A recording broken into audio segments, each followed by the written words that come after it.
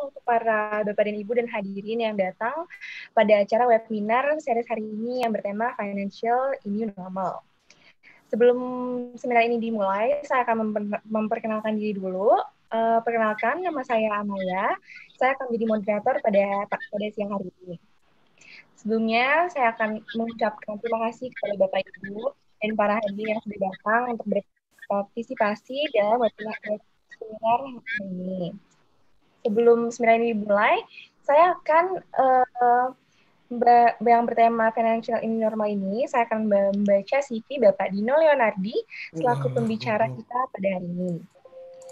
Dr. Dino Leonardi, SEMM, Certified Hotel Administrator, Certified Businessman, Certification in Hotel Industry Analytics, General Manager di Grup Marriott International dari April 2019, Vice President Operation di Horizon Hotel Group periode Desember 2017 hingga Maret 2019, Vice President Finance periode 2014 hingga 2015, General Manager Swiss Bell Arian Kemang Jakarta, Pre-Opening General Manager Swiss Bell Pondok Indah Jakarta, Pre-Opening General Manager Best Western Premier Pondok Indah Jakarta, Pre-Opening General Manager Alana by Aston Surabaya, Owner Representative for the Quality Singapore, Metro Sydney Australia, Holiday Inn Bandung, IBI Semarang, dan Rumah Sakit Internasional Sentosa Bandung.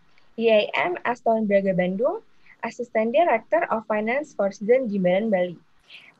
Saat ini juga Bapak Dino adalah seorang dosen di Sekolah Tinggi Pariwisata Trisakti sejak 2016 hingga sekarang.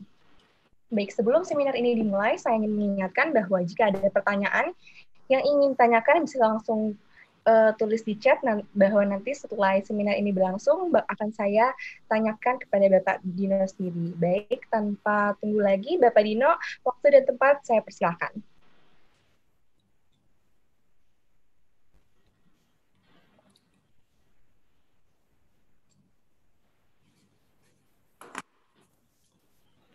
Mohon maaf Pak Dino, sepertinya masih di mute ya Pak Dino. Oke, terima kasih Anaya. Assalamualaikum warahmatullahi wabarakatuh. Salam sejahtera bagi kita semua. Terima kasih buat bapak-bapak, ibu-ibu yang telah join di acara ini. Mungkin saya juga menyapa seperti Pak Inan, banyak senior-senior saya juga. Selamat siang Pak Kahar, Pak Zek, ada Pak Endro dari Cirebon, Pak Heri Sakti dari Bandung, Pak Gede Wahyu, senior saya juga, Ibu Tanti dari Jogja, Pak Arinis tadi saya lihat ada, dan Pak Heru. Bapak Ibu sekalian, mungkin tema ini pernah saya bawakan juga di tempat yang sebelumnya, namun karena ada beberapa permintaan tema ini untuk dibawa kembali. Nah, saat ini saya akan membawa kembali tema tentang seperti yang bisa dipaparkan itu, Pak Bambang, mohon maaf itunya, screen-nya untuk presentation-nya. Jadi, saat ini saya akan memaparkan tentang kondisi yang memang saat ini yang harus kita hadapi sebagai para general manager, tapi bagi adik-adik mahasiswa atau rekan-rekan dosen mungkin bisa melihat di sisi best practice-nya nanti dengan teori mungkin yang pernah Bapak Ibu ajarkan ya. Jadi topiknya pada hari ini kita bikin sederhana, karena memang 3 topik ini sekarang yang sangat atau sering dilakukan oleh para general manager atau para pimpinan perusahaan di industri apapun yang terimbas karena COVID-19 ini. Jadi topiknya adalah yang pertama adalah kita akan membahas tentang cash flow, gimana cara memanage cash flow, karena saat ini ada suatu statement cash is a king ya. Jadi yang penting itu sekarang kita harus pegang cash dan gimana caranya cash ini kita jaga supaya kita bisa sustain sampai dengan lewatin masa-masa pandemik ini. Diperkirakan beberapa tim riset seperti Howard dan STR bilang bahwa Indonesia itu akan pulih sekitar Oktober atau November 2021. Jadi Bapak Ibu, waktu nanti sekitar Agustus kan sudah mulai prepare nih bikin budget 2021. dari data statistik riset tersebut dikatakan bahwa RevPAR itu tahun depan akan turun sekitar 30% di Indonesia gitu ya. Jadi Bapak Ibu kalau mau bikin budget itu nanti saya sarankan Bapak pakai base-nya platformnya dari 2019 itu seperti tadi Howard bilang atau STR bilang bahwa akan turun sekitar 30% dari 2019. Berarti RevPAR Bapak itu nanti akan di 2021 itu kurang lebih akan turun sekitar 30% ini. Nah, maka yang harus dicermati adalah Bapak Ibu waktu membuat budget adalah pastikan fixed expense yang terutama adalah variable expense Bapak harus 30% di bawah dari tahun 2019. Maka Bapak akan mendapatkan di 2021 yang namanya GOP bukan GOL lagi gitu seperti sekarang ya. Nah, untuk mendapatkan GOP yang positif berarti Bapak harus memaintain expense itu agar supaya dapat GOP itu. Nah, dengan begini kita akan berubah mindset-nya di era new normal ini. Mau nggak mau, mungkin kemarin saya sempat kasih teori bahwa kita ini seperti kapal laut yang sedang menyeberang di samudra, di mana terjadi ombak di depan kita penumpang dan sampah-sampah kita turunkan, barang-barang yang nggak perlu sudah kita turunkan, tapi tetap ini kapal nggak bisa bergerak gitu. Nah, beberapa itu mungkin analoginya atau pamernya kita harus menurunkan beberapa penumpang. Kita nggak bisa nyampe ujung nih intinya kapalnya kalau kita organisasinya gemuk gitu. Nah, ke depan ini di new normal dengan kondisi nanti 2021 Bapak yang tadi saya sampaikan bahwa expense harus di bawah 30%, berarti Bapak harus streamline organization chart Bapak yang tadinya gemuk. Bapak harus bikin slim yang kita kenal dengan multitasking atau downsizing gitu ya, Bapak Ibu. Karena kalau menggunakan organisasi chart yang masih di era normal, itu tidak akan bisa terjadi GOP itu ya. Nah, yang kedua, problem saat ini adalah Bapak Ibu bisa melihat ininya screen-nya? Oke, saya anggap bisa melihat ya. Bisa melihat. Bisa, Pak. Bisa ya, oke. Nah, yang topik selanjutnya yang saat ini juga sangat up to date adalah masalah loan restructuring. Banyak beberapa hotel kan secara umum mungkin hanya beberapa hotel yang bangunnya nggak menggunakan uang hutang ya, dari hutang ya. Mungkin beberapa owner yang punya fresh money, dia hanya ingin menambah showcase dari bisnis entity-nya, dia bikin hotel tanpa hutang. Tapi umumnya mungkin sekitar 80% di Indonesia menggunakan hutang. Nah, yang jadi problem adalah jika struktur hutangnya itu di atas 30%, maka itu akan biasanya umumnya akan terjadi problem ya apabila hotel itu tutup atau hotel itu buka dengan kondisi single digit okupansi. Nah, untuk topik yang terakhir adalah kita sebagai GM, katakanlah ini hotel sedang tutup nih, nanti kita mau buka misalnya Juli atau Agustus, kita harus membekali tim sales kita, tim operation kita, di titik berapa level BEP-nya di new normal nanti itu. Jadi itu adalah parameter atau patokan untuk para sales dan operation untuk menjaga supaya minimum BEP-nya zero ya, tidak GOL. Nah, nanti kita akan latihan menggunakan Excel, di situ template-nya sudah ada, nanti Bapak Ibu akan di-share, Bapak Ibu tinggal masukkan berapa okupansi yang diminta, berapa ARR-nya, berapa fixed expense dan variabelnya. Bapak yang pastikan tentukan fixed dan variabelnya. Oke, selanjutnya topik next. Bapak Ibu mungkin saya review bahwa krisis saat ini adalah sangat berbeda dengan tahun 98 dibanding tahun 2008 dan tahun ini ya 2020. Tahun ini benar-benar semua sektor terimbas karena memang krisisnya global, jadi pandemik gitu ya.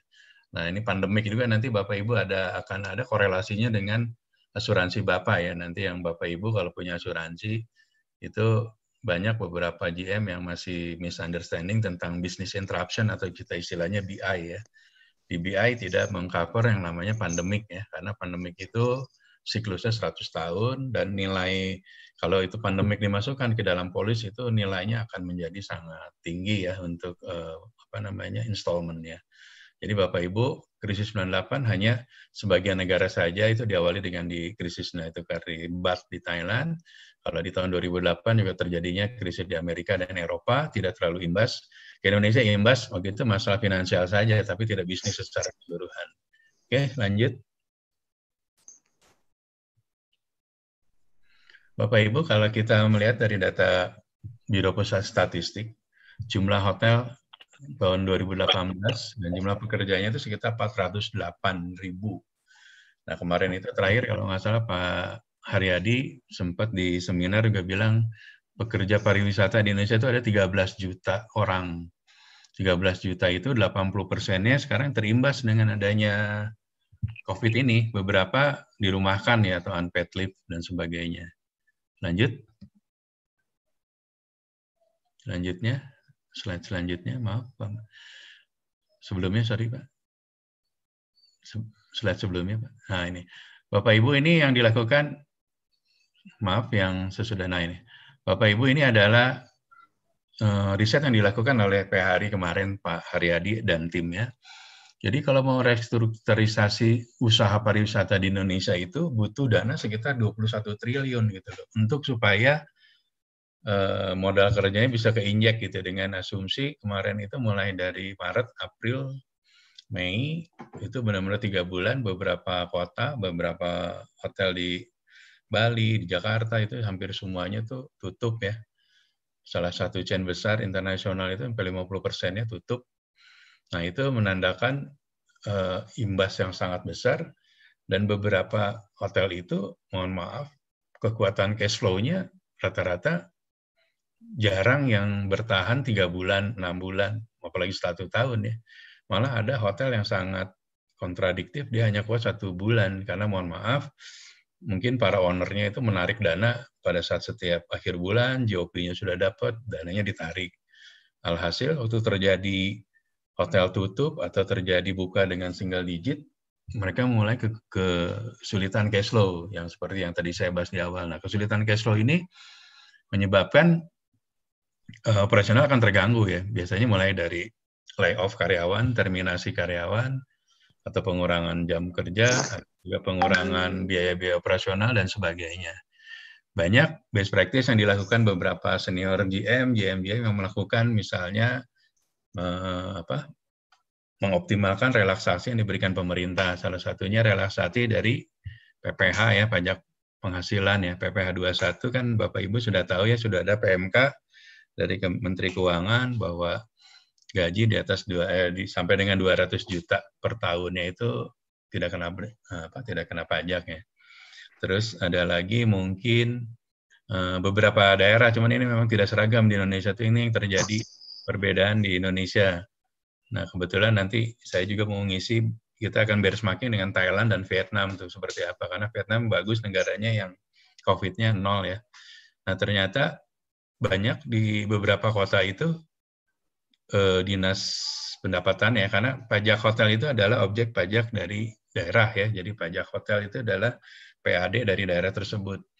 Nah, beberapa daerah itu tidak melakukan kebijakan relaksasi yang sudah diberikan oleh pemerintah pusat itu. Jadi makanya ada satu provinsi di beberapa kabupaten yang tidak melakukan pemungutan pajak atau misalnya penundaan pajak, tapi ada yang tetap terus dilakukan gitu. Nah, ini juga menjadi problem ya di kita ya, antara kebijakan pusat dan kebijakan daerah. Nah, jadi kalau kita simpulkan, jadi untuk membalikkan kembali kemarin kondisi bisnis pariwisata Indonesia, hotel dan restoran itu dibutuhkan sekitar 21 triliun untuk. Nah, ini yang agak sulit mungkin bagi pemerintah untuk top up seperti ini. Lanjut, next. Bapak Ibu ini juga sebagai benchmarking, nanti Bapak Ibu bikin budget ya, mungkin kalau data IMF atau data World Bank terlalu optimistik juga ya 5%, tapi mungkin kita bulan per bulan ini akan berjalan, kita akan melihat seberapa besar kasus COVID ini cepat teratasi, karena kalau COVID-nya tidak teratasi, bisnisnya sepertinya tidak akan berjalan lebih cepat gitu loh. Makanya mungkin pemerintah mengeluarkan kebijakan bersahabat atau hidup normal dengan virus dan sebagainya. Selanjutnya, next. Bapak Ibu, seperti yang saya sampaikan bahwa cash is a king. Jadi Bapak Ibu mulai dari sekarang harus selalu melakukan yang namanya cash flow forecast-nya. Cash flow forecast itu kadang dari hari ke hari kita bisa berubah gitu loh. Saat ini mungkin hotel kita sedang tutup. Kita forecast-kan mungkin buka masih single digit 10% sampai 30%. Tapi kita bisa lihat on the book-nya berapa persen tuh. Kadang-kadang on the book-nya masih di bawah dari forecast.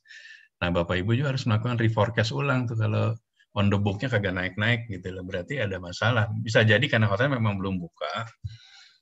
Jadi penetrasi market atau apa namanya market juga belum terlalu banyak ke kota tersebut ya terutama ya.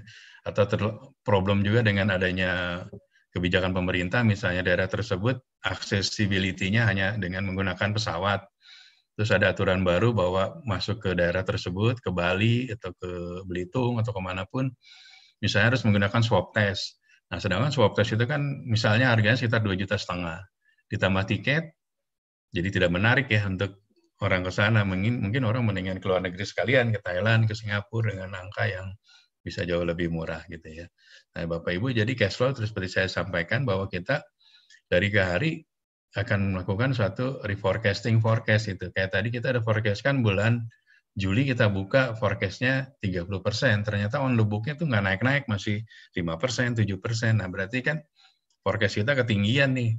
Nah, kalau forecast kita top line-nya, revenue-nya ketinggian, berarti bawahnya kita harus siap lakukan efisiensi dan sebagainya ya. Oke, lanjut. Nah, topik yang kedua adalah cara merestrukturisasi hutang. Mungkin Bapak Ibu banyak yang mengalami masalah dengan hutang Bapak pada jatuh tempo, kita tidak bisa melakukan pembayaran. Kemarin itu pemerintah melakukan relaksasi periode pertama adalah dengan proyek yang nilainya 10 miliar ke bawah ya, tapi akhirnya ditambah juga relaksasinya di atas 10 miliar pun bisa diinstal. Cuman yang mau nginstall itu ngantrinya panjang nih Bapak Ibu. Bapak Ibu harus punya lobby-lobby yang bagus pada kepala cabangnya, regionalnya, kepala branch dan sebagainya gitu. Karena yang ngantri banyak dan tidak serta-merta kedekatan juga kalau memang figur angkanya bagus, ya akan menjadi pertimbangan ya. Secara intinya bahwa loan restructuring ini yang pertama mengurangi suku bunga ya yang pastinya. Terus menurunkan cicilan, tapi memperpanjang tenor ya. Nah, Bapak Ibu, jika memang nanti sudah normal, katakanlah di mid semester atau mid year tahun depan, Bapak coba negosiasi untuk balik ke kontrak awal kreditnya jika memang cash flow udah mulai udah mulai lancar ya. Bapak Ibu mungkin pernah dengar istilah calling ya, calling 1, calling 2, calling 3, calling 4 gitu ya. Kalau Bapak udah disebut, Bapak masuk calling 5, itu artinya udah macet tuh Bapak punya hutangnya gitu ya. Nah, kemarin itu di relaksasi juga terjadi pergeseran dari aturan ya, yang tadinya call 2 dianggap kurang lancar, call 2 dianggap lancar pada saat khusus kondisi COVID gitu ya. Dianggap lancar gitu. Jadi Bapak Ibu yang masih di calling 2, umumnya diprioritaskan untuk dilakukan restructuring. Tapi kalau Bapak Ibu kondisinya udah calling 5 sebelum COVID, nah itu yang agak berat tuh. Memang bisnisnya problem gitu. Tidak menarik bagi bank untuk injek lagi. Oke, lanjut Pak Bambang, maaf. Nah, itu seperti saya sampaikan tadi ada calling 1 sampai calling 5, di mana kalau calling 5 itu udah di atas 180 hari. Sama seperti kita bikin kredit meeting ya Bapak Ibu. Jadi kalau hedging kita udah di atas 90, di atas 120 itu udah dimasukkan ke dalam calling 4 dan 5. Atau kalau zaman dulu kita bisa melakukan pencadangan piutang ya. Tapi saat ini kan kita udah ada aturan tidak boleh melakukan pencadangan piutang. Jadi benar-benar piutang yang telah terjadi macet baru kita lakukan amortisasinya. Oke, lanjut. Nah, topik yang selanjutnya yang penting Bapak Ibu, waktu kita mau membuka hotel nih, hotelnya mau buka Juli, mau buka Agustus, Bapak Ibu harus tentukan dulu berapa sih minimum ARR-nya. Yang kedua, berapa minimum GOP-nya gitu. Misalnya Bapak punya fixed expense 100 juta, variable expense 80 juta. Berarti kan 180 juta, Bapak revenue minimal 180 baru zero ya. Nah, ini adalah alat ukur atau patokan atau tabel yang nanti yang bisa Bapak Ibu gunakan di di operation Bapak sehari-hari. Jadi waktu nanti kayak tadi saya sempat bilang bahwa forecast-nya 30%, ternyata on the book-nya baru di bawah 10%. Nah, Bapak hitung ulang. Nah, untuk dapetin angka BEP itu fixed expense Bapak tadi di 100 juta. Variabelnya 80 juta. Berarti berapa nilai okupansi? Berapa nilai ARR? Nah, nanti Bapak Ibu bisa coba di rumah ada filenya pakai Excel, tinggal masukin angka-angkanya, di situ ketahuan. Bapak Ibu tinggal elaborate aja angka-angkanya ya. Oke, kita lanjut ke contoh soal biar langsung Bapak Ibu mungkin bisa melihat. Ini kebetulan saya dapat contoh soalnya dari Bapak Sarul Sauta, senior finance dari Bali. Kebetulan dia juga dosen di Politeknik Pariwisata di Bali ya. Jadi saya minta izin kemarin Pak Sarul untuk ini share ke Bapak-Bapak studi kasusnya. Ini contoh studi kasus kita melakukan pricing strategi di era new normal ya. Ini dalam contoh ini kasusnya adalah Nuansa Fun Resort di Ubud. Dia akan buka nanti Juli, November gitu ya. Tapi dia harus tahu dulu berapa sih angka dia punya fixed expense sama variable expense. Di sini kita ketahui okupansinya adalah 58%, waktu tahun 2019 ya nanti. Untuk dapetin nanti fixed expense sama variabelnya. Nah, Bapak pastikan aja nanti hitung fix sama variabelnya ya Pak. Nah, kalau Bapak fix sama variabelnya udah tahu, nanti itu mudah ke depannya. Yuk, selanjutnya.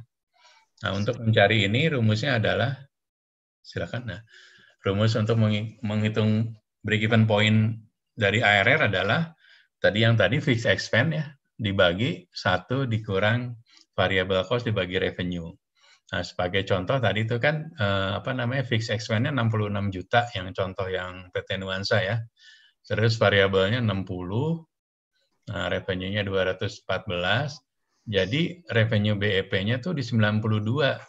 Nah, 92 itu dapatnya dari mana? Itu adalah penjumlahan dari fixed cost dan variabel ya. Fixed cost-nya 66, terus variabelnya tadi 25. Jadi dengan revenue 92 miliar ini baru terjadi BEP. Nah, nanti di slide selanjutnya itu baru BEP. Slide selanjutnya kita balik, Bapak mau dapat GOP-nya berapa, revenue-nya berapa. Jadi dari bottom up gitu ya, dari Bapak tentukan bahwa GOP-nya misalnya mau 150 juta, maka top line-nya revenue-nya berapa gitu ya. Oke, next selanjutnya. Nah, ini yang contoh yang saya sampaikan nih, Bapak mau dapetin misalnya GOP-nya minta dapat 150 juta, maka revenue-nya harus berapa? Nah, itu sama tadi rumusnya. Jadi fixed expense ditambah expected GOP-nya berapa. Ini sebenarnya persamaan matematik ya, kalau Bapak Ibu dasar matematikanya kuat, ini cuma permainan formula aja sederhana, tinggal dimasukin aja. Jadi nanti didapat ini kita mau bawahnya 150, berapa revenue-nya? Ya itu caranya gitu tadi ya. Didapat bahwa jadi variabel fixed expense-nya 66 juta ditambah GOP yang diharapkan 150 dibagi 1 dikurang variable expense dibagi dari revenue. Nah, maka dapatlah 150 juta atau 300 juta top line-nya. Nah, kurang lebih seperti itu. Nanti ada Excel-nya. Mungkin Excel-nya bisa di-share aja nanti Pak Pak Bambang atau Ibu Anaya. Kita bisa share buat Bapak Ibu belajar di hotelnya masing-masing. Kurang lebih seperti itu, Anaya. Kami balikan ke Anaya. Mungkin moderator ada pertanyaan. Oke, baik. Terima kasih Pak Dino atas presentasinya. Ini ada pertanyaan satu dari Muhammad Iqbal Rahman tentang variable cost di hotel, komponennya apa saja Pak Dino? Variabel, ya, oke. Prinsipnya variable expense itu Bapak Ibu expense yang timbul sewaktu terjadinya revenue ya. Misalnya Bapak Ibu nanti yang pastikan ya kita samakan dulu persepsinya. Kalau yang namanya fixed expense itu adalah biasanya biaya yang mau tidak mau hotel buka atau hotel revenue 0 atau revenue-nya 100 atau 1000, biayanya tetap ada, yaitu adalah biaya gaji, biaya listrik ya yang pasti itu yang setiap bulan. Terus sama yang lain adalah biaya, kalau beberapa chain adalah biaya mandatory expense, mandatory fee-nya dan sebagainya. Itu adalah fix ya. Nah, kalau variabel itu dia akan terjadi jika terjadinya revenue. Sepertinya apa namanya, kalau di kamar itu variabel cost-nya misalnya gas supply. Nah, gas supply itu akan dibiayakan jika terjadi penjualan kamar.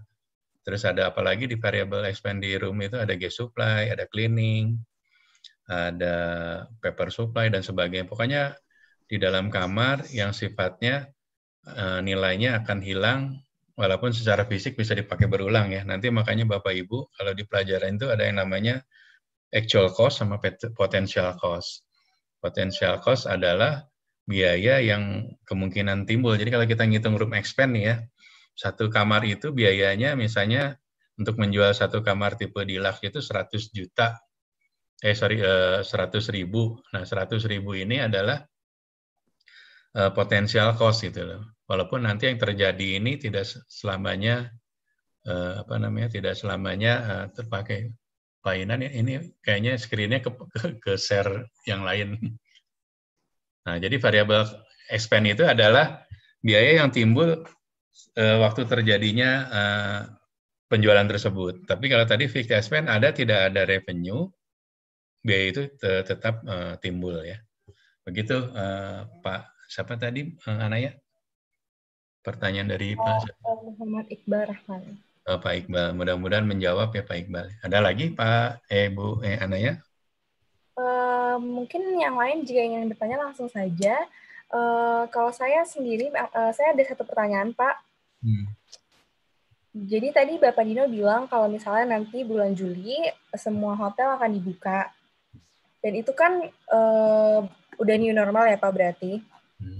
Jika pada saat udah dibuka dan new normal ini sudah menjadi seperti biasa, tapi masih banyak orang yang takut atau masih belum berani untuk jalan-jalan atau ke hotel, itu gimana ya Pak untuk mengatasi finansial dari hotel tersebut? Karena kan yang pasti banyak kalau nggak ada yang ikut berarti pas nggak ada yang masuk ke hotel berarti nggak ada pemasukan yang masuk dari hotel itu sendiri ya Pak. Oke. Thank you, pertanyaan yang bagus. Jadi kan intinya seperti tadi saya bilang Bapak Ibu, kita kan melakukan forecast berkirakan 30% itu, tapi ternyata misalnya ke kota kita atau ke pulau kita misalnya masih harus menggunakan swab test sehingga biaya perjalanan menjadi mahal, akhirnya turun apa namanya permintaan untuk datang ke hotel tersebut. Nah, makanya kita harus melakukan skenario, the worst case skenario gitu. Kita selalu membuat kasus yang sangat paling buruk gitu loh, sampai terjadi yang terburuk. Kita udah punya contingency plan-nya gitu. Nah, kayak tadi kan udah ada new normal. Di satu sisi new normal ini tuh menambah biaya ya Bapak Ibu mungkin sudah semuanya paham ya. Jadi nanti akan ada tambahan biaya kayak masker kan menjadi wajib ya. Masker aja beberapa hotel harus menggunakan disposable ya. Tapi menurut aturan Kementerian Kesehatan bisa menggunakan cloth mask ya. Jadi mask yang bisa dicuci. Tapi beberapa hotel chain harus disposable. Nah, disposable mask ini tuh per 4 jam harus diganti kalau yang benernya ya, menurut aturan new normal gitu. Jadi bisa dibayangkan biaya yang akan timbul itu untuk cloth mask saja, untuk orang frontliner, minimal satu shift itu, kalau satu shift 8 jam berarti dia 2, dikali masing-masing berapa orang ya. Belum lagi ada satu chain hotel untuk membersihkan satu kamar itu membutuhkan microfiber ya, lap. Lapnya itu ada 5 jenis. Nah, 5 jenis ini itu tidak boleh dipakai di kamar yang lain. Jadi satu kamar ada 5. Masing-masing kamar harus punya parnya kan, cadangannya 3 ya, parnya 3. Jadi 5 kamar, satu kamar 5 fiber, microfiber dikali 3, 15. Dikali jumlah kamar, katakanlah kamarnya 100 gitu ya. Ada satu hotel untuk biaya microfiber lap itu aja sekitar 20 juta. Bisa dibayangin kan, berarti biaya variabelnya itu akan menambah. Sedangkan jualannya belum tentu di bulan-bulan pertama kita misalnya Juli buka itu belum tentu okupansinya tinggi. Nah, inilah kepiawaian seorang GM di sini, seorang FC juga membantu GM-nya untuk mengontrol biaya-biayanya gitu supaya nanti tidak loss-nya tidak terlalu besar atau malah bisa mendapat profit. Kurang lebih seperti itu, Anaya. Ada yang lagi ditanya dari teman-teman? Terima kasih Pak atas jawabannya. Ini ada juga Pak pertanyaan dari Bapak Endro Basuki Rahmat. Bapak Dino, bagaimana acuannya untuk menentukan budget di tahun 2021? Apa tadi? Saya tadi sambil baca. Gimana? Bagaimana acuannya untuk menentukan budget di tahun 2021 dari Bapak Endro Basuki Rahmat? Oh iya. Apa kabar Pak Endro? Pak Endro teman saya juga. Jadi ini Pak Endro, kemarin kan ada data dari STR sama Howard bilang bahwa 2021 tuh RevPAR Indonesia itu akan turun sekitar 30% dibanding 2019 ya. Jadi dia compare ke 2019. Nah, Bapak berarti waktu bikin budgetnya nanti 2019 base-nya adalah 2021 base-nya adalah tahun 2019, Bapak kurangin 30% tuh Pak ARR-nya. Terus expand-nya juga harus dikurangin sekitar 30% supaya dapat GOP-nya gitu loh. Itu dari prediksi dari si Howard sama STR kalau nggak salah kemarin sekitar 30%. Jadi beberapa hotel sekarang sudah melakukan projection atau budgeting udah mulai. Jadi dia platformnya dari base 2019 angkanya kita kurangin 30%. Kurang lebih itu Pak Hendro. Mudah-mudahan menjawab ya Pak Hendro. Ada lagi Anaya? Oke, Bapak ada lagi dari Bapak Jack. Bapak Dino, restrukturisasi utang bank, mostly bank naikkan bunga, dan tenor umumnya diperpanjang. Advice-nya tetap lebih baik direstrukturisasi kah atau gimana? Ya kalau kita ada pilihan ownernya bisa injek, ya mudah-mudahan Pak Jack ownernya dari DKI bisa injek ya Pak. Jadi jadi penyertaan modal baru lah gitu ya. Jadi Bapak nggak nambah hutang lagi ya. Memang beberapa rekan kita ada yang bisa turun tuh Pak Jack. Jadi ada beberapa teman kita di Jakarta, dia di dealing dengan beberapa bank, atau dia shopping ke bank lain, terus dia pindah bank lain, dia bisa nurunin tuh Pak suku bunganya gitu. Tapi ya tenornya dipanjangin gitu. Tapi ya mungkin ada beberapa bank juga yang memang karena dia juga kan harus mempertahankan NPL-nya ya, non-performing loan dianya. Jadi loan-loannya dia kalau dia bermasalah akan menjadi performan jelek bagi dia. Jadi saran saya sih ya lah memang owner bisa injek ya alhamdulillah gitu. Jadi kita nggak usah nambah utang ya Pak. Jadi nambahin penyertaan modal bagi hotel kita. Gitu Anaya. Terima kasih Pak Dino. Jack, makasih Pak Jack. Mungkin ini ada lagi Pak dari Bapak Ahmad Haji Saputra, berapa persen GOP dalam industri standar saat ini? Saat ini, apalagi new normal, kita agak susah yang melakukan benchmarking ya.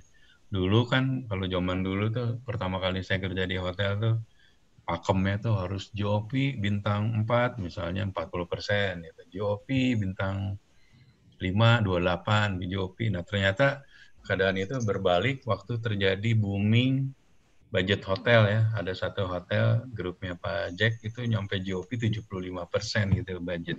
Nah, itu ternyata kan membalikan teori-teori zaman baheula ya Pak Enan mungkin di kampus itu. Aturannya dari dulu aja aturan tuh food cost 35, food cost 25. Akhirnya nggak bisa jualan tuh karena pengen jagain food cost aja 35. Akhirnya jualannya nggak bisa. Nah sekarang pendekatannya beberapa hotel dia food cost dia gedein tapi volumenya biar dia dapat secara ujungnya kan cash flow-nya nambah. Jadi Bapak siapa tadi ini? Jadi intinya problemnya Pak sekarang kita lebih banyak benchmarking-nya sih memang agak-agak sulit ya sekarang. Jadi untuk apalagi new normal itu Bapak Ibu prioritas utamanya yang pertama tadi adalah cash ya, jagain cash-nya, terus ya Bapak harus bisa ya minimal bagus-bagus bisa GOP gitu, jangan nyampe GOL karena ya mohon maaf saya nggak nakut-nakut ini kayaknya nyampe 2021 bisnis belum bisa pulih gitu. Jadi Bapak Ibu napasnya kudu kuat nih nyampe panjang nih. Cash flow-nya harus sustain. Kalau cash flow-nya cuma sebulan udah batuk-batuk lagi, wah repot nih Pak. Nah makanya ya mohon maaf, jadi Bapak Ibu kadang-kadang kita jadi harus agak diktator ya Bapak Ibu. Kondisi ini Bapak harus suka atau tidak suka, kayak tadi saya bilang kapal ini kudu jalan, tapi penumpangnya nggak bisa ikutan semua nih Pak. Kalau ikut semua tenggelam. Jadi ya mau nggak mau akhirnya kan ada unpaid leave. Unpaid leave juga kan formulanya ada GM 50, HOD 30, terus si Rankval 20 ya. Tapi kalau bisa Rankval jangan nyampe di bawah UMR ya Pak ya. Kalaupun 20, kalau di bawah UMR kalau bisa UMR-nya gitu, kalau bisa ya Pak.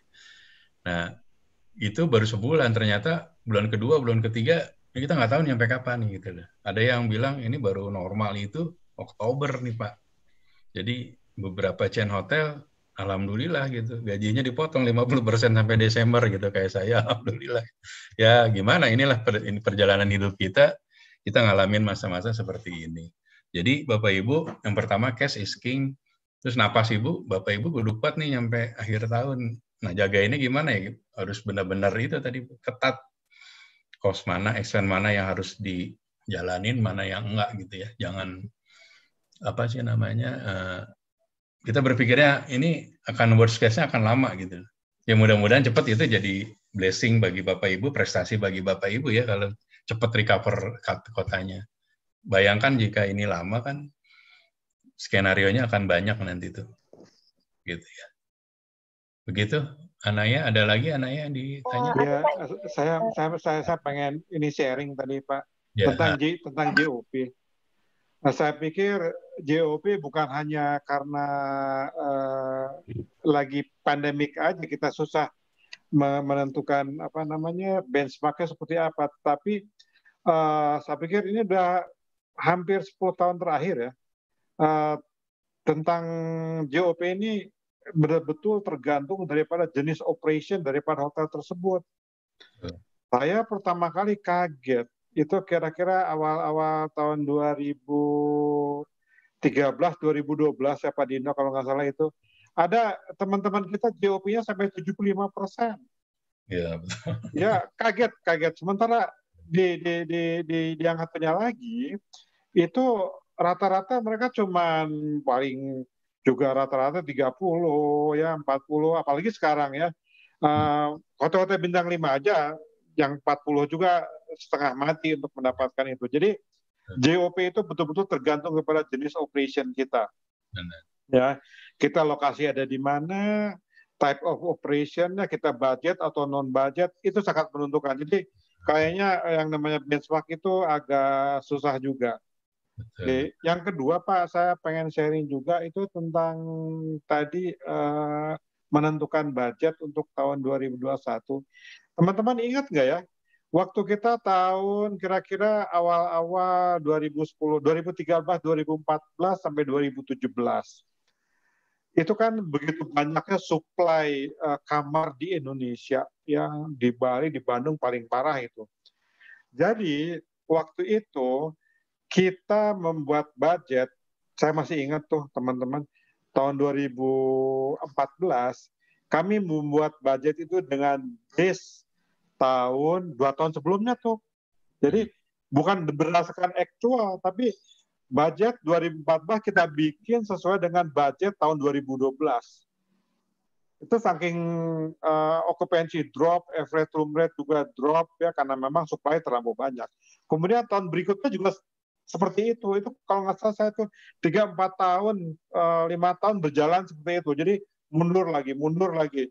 Mungkin teman-teman di Bali, di Bandung tuh ngerasain banget yang kayak gitu.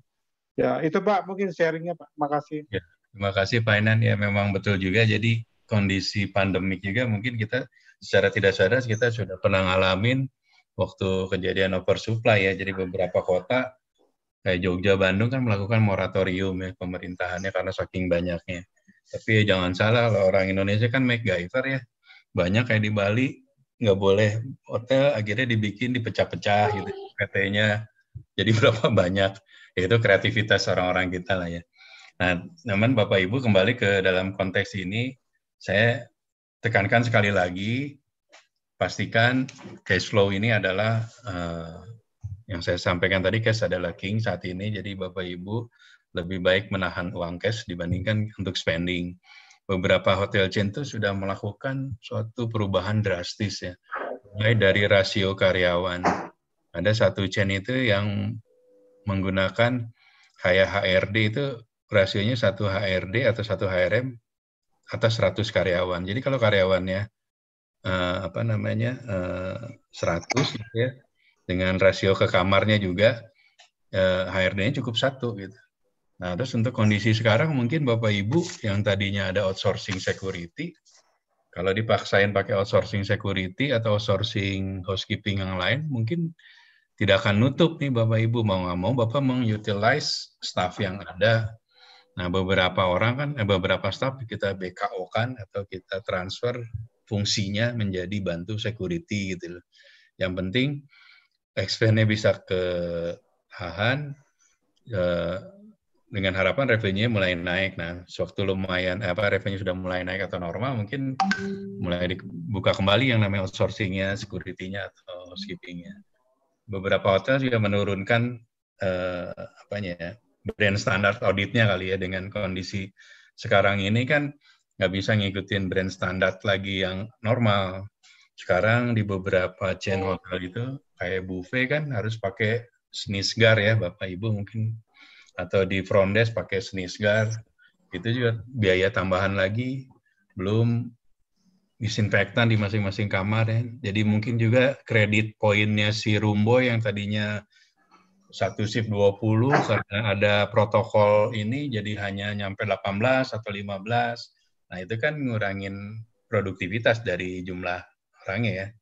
Nah itu di sisi lain biaya chemical disinfektan terutama ya.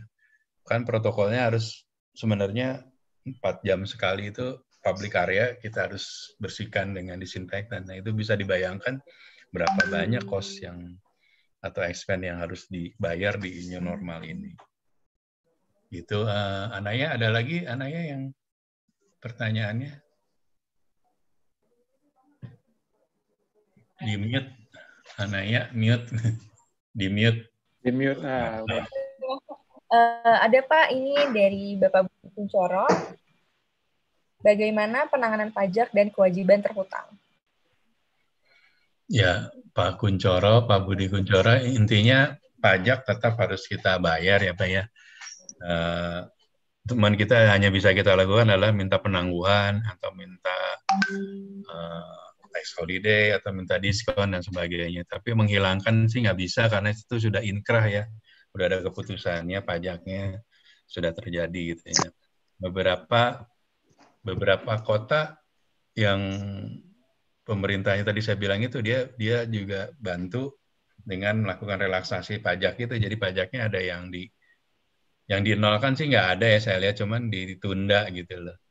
Nah tetap pajak itu tetap Pak kewajiban kita. Jadi jangan sampai nanti maksudnya Bapak hotelnya operation tapi Bapak punya sengketa pajak, itu juga jadi problem, biaya lagi nanti bagi Bapak. Jadi Bapak tetap pajak kita kewajiban yang harus kita bayar, cuman mungkin minta waktunya aja, terminnya untuk lebih fleksibel gitu ya.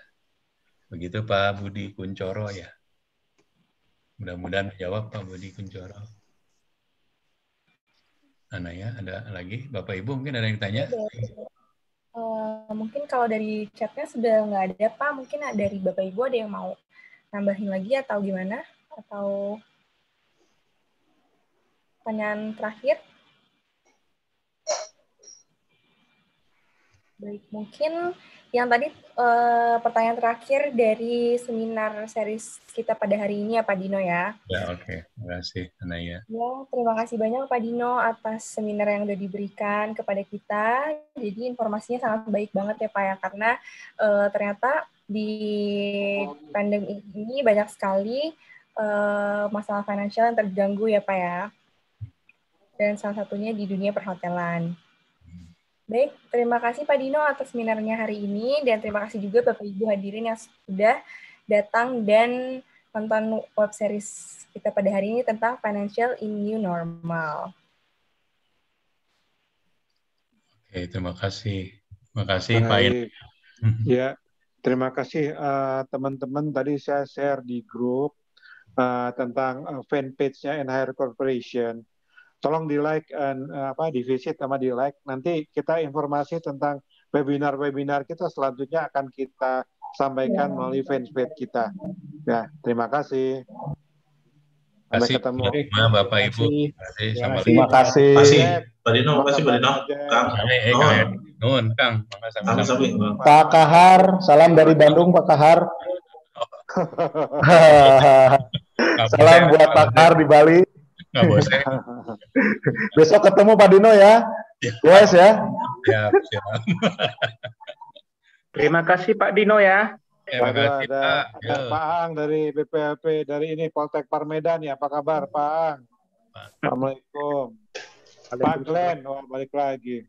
Terima kasih Pak Dino, terima kasih Pak Inan, salam dari Bali. Klip ya Pak ya, makasih ya. Pak Inan, nuhun, Pak Inan. Yuk, mangga sama-sama semua, terima kasih. Terima kasih. Andri sehat ya? Sehat. Alhamdulillah. Assalamualaikum.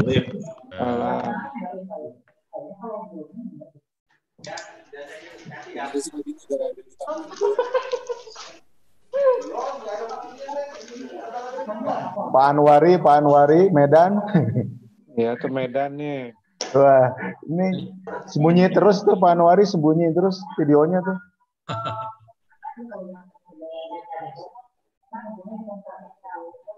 Oke, terima kasih. Assalamualaikum. Waalaikumsalam.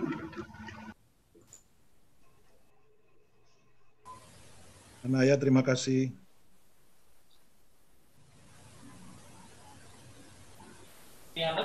Semua? Semuanya. 19.30 ya?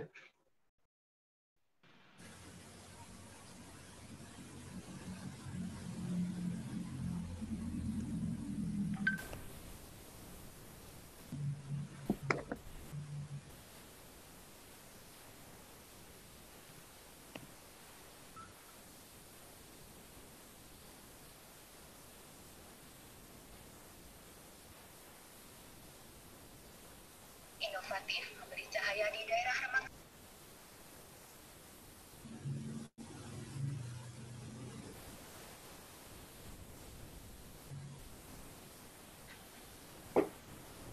Pak Bambang, makasih. Pak Inan, saya live ya.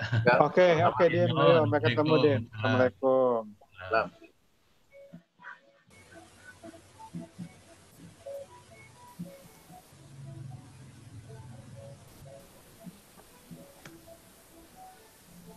Oke, Pak Bambang, saya live juga ya. Ya.